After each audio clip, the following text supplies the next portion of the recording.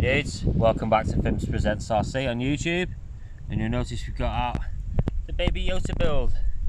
Now this has been a fun little build, £50 budget, stuck to that budget, a little brushless, running on a tiny little 2S today.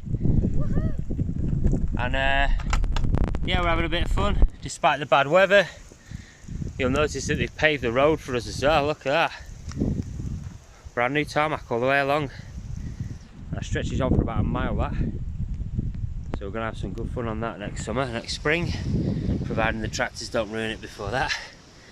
But yeah, we've been having a bit of fun. We had a few issues with this. First time we took it out, steering was reversed. I put the servo on the wrong side. The ESC that I'd used was kicking in. It had like a rev limiter. The Traxxas VLXL 3S ESC. And that was because the ESC is only set up to run a 2-pole motor, and the Ghoul RC 4300 kilowatt 3650 motor, that little cheapy Chinese one, was obviously a 4-pole motor. You see Ewan's having fun as well. Thanks for watching, guys. Enjoy.